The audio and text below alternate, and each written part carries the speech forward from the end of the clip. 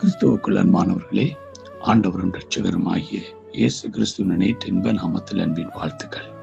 நாம் தொடர்ச்சியாக தேவன் நம்முடைய வாழ்க்கையில் அனுமதிக்கிறதும் தேவன் நம்முடைய வாழ்க்கையில் அனுமதியாததுமான காரியங்களை அனுபவித்த ஒவ்வொரு தேவ மனுஷர்களை பார்க்கிறோம். நேற்று சாத்ராக், மேஷாக், ஆபேத்நேகோ குறித்து நாம் தியானித்தோம். இந்த நாளிலும் ஜோனாவை குறித்து நாங்கள் தியானிக்க போகிறோம். ஜோனா 1 அதிகாரம் 14, 15 வசனத்தில் பார்க்கிறோம். அப்பொழுது அவர்கள் கர்த்தரை நோக்கி கூப்பிட்டு, கர்த்தாவே, இந்த மனுஷனுடைய ஜீவன் நிமித்தம் எங்களை அழித்து போடாதே, குற்றமில்லாத இரத்த பழியை எங்கள் மேல் சுமத்தாதே. தேவரீர் கர்த்தர் உமக்கு சுத்தமாயிருக்கிறார் படி செய்து இருக்கிறீர் என்று சொல்லி ஜோனாவை எடுத்து சமுத்திரத்திலே போட்டு விட்டார்கள். சமுத்திரமும் மும்முரத்தை விட்டு அமர்ந்தது. அல்லேலூயா. ஆபிரியமானவர்களே, அங்கே பார்க்கிறோம், ஜோனா சமுத்திரத்திலே போடப்படுகிறான். அவனை போடப்பட்ட உடனே அங்கே சமுத்திரத்தின் மும்முரம் நின்று அங்கே பெரும் புயல், பெயின் காற்று அமர்ந்து அங்கே அமைதியாக இருக்கிறது. ஒரு தேவ மனுஷன் ஏன் அங்கே சமுத்திரத்திலே போடப்படுகிறான்?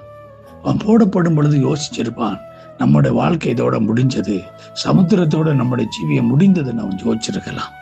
காரணம் என்ன? கர்த்தர் 2 வசனத்தில் சொல்லப்படுகிறது. கர்த்தர் என்ன சொல்லுகிறார்?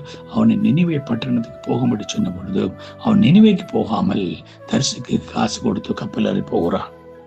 கர்த்தர் சொன்னதை செய்யாத போது அவனுடைய வாழ்க்கையில கர்த்தர் மிகப்பெரிய துயரத்தையும் துன்பத்தையும் வேதனையும் அனுபவிக்கிறார்.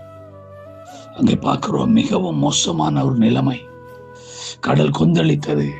அங்கே பார்க்கிறோம், நம்ம அழகா வேதங்களுக்கு சொல்லுகிறது, அவர்கள் என்ன செய்தார்கள்? சமுத்திரத்தில் உள்ள எல்லாவற்றையும் தூக்கி எறிந்தார்கள். சமுத்திரத்தில் உள்ள எல்லா விதமான சரக்குகளையும் அங்கே தூக்கி போட்டார்கள். எப்படி ஆயிலும் அவர்கள் என்ன செய்ய முயற்சித்தார்கள்? இந்த கப்பலை கொண்டு போய் சேர்த்திடலாம் என்று அவர்கள் முயற்சித்தார்கள். பிரியமான தேவனுடைய பிள்ளைகளை, 5 வசனம் அழகா சொல்லுகிறார், அவர்கள் தன் தேவனை நோக்கி வேண்டுதல் செய்து பாரத்தை இலகுவாக்கும்படி கப்பலில் இருந்த சரக்குகளை சமுத்திரத்தில் இருந்து விட்டார்கள். முடியல. அதுக்கு பிறகு பார்க்கிற ஒரு முயற்சி ஒன்று எடுக்கிறார்கள். அங்கே ஜோனாவை கடலிலே போடும்படி ஜோனா சொன்ன பிற்பாடு 13வது வசனத்துல பார்க்கிறோம், அவர்கள் அந்த மனுஷனை கரை சேரும்படி வேகமாய் தண்டு வலித்தார்கள். ஆனாலும் சமுத்திரம் வெகு மும்முரமாய் அங்கே கொந்தளித்தது. ஒன்றும் செய்ய முடியல. அவர்களுடைய முயற்சி எல்லாமே வீணா போனது. ஏனண்டா கர்த்தர் அந்த சூழ்நிலையை அனுமதித்தபடினால. பிரியமான தேவனுடைய பிள்ளையே, அங்கே சமுத்திரத்திலே அவன் தூக்கிப்பட்ட பொழுது கர்த்தர் மீனை ஆயத்தப்படுத்தி வைக்கிறார்.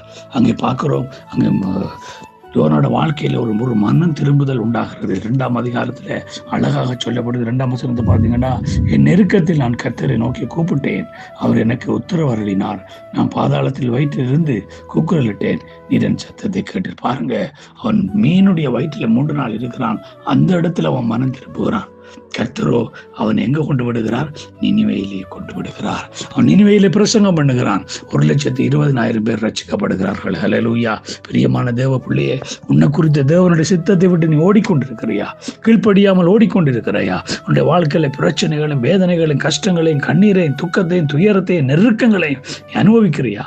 கர்த்தர் எதை விரும்புகிறார்? நீ மனம் திரும்ப வேண்டும். நீ கர்த்தரிடத்தில் திரும்ப வேண்டும். கர்த்தருடைய சித்தத்தை செய்ய வேண்டும் என்று விரும்புகிறார்.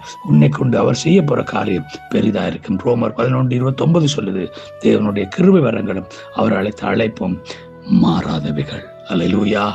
உன்னை குறித்து அவருடைய அழைப்பும் உனக்காக வைத்திருக்கிற கிருபை வரங்களும் என்றென்றைக்கு மாறாதவைகள். கர்த்தர் தாங்கள் ஒவ்வொருவரையும் ஆசீர்வதித்து நடத்துவாராக. God bless you.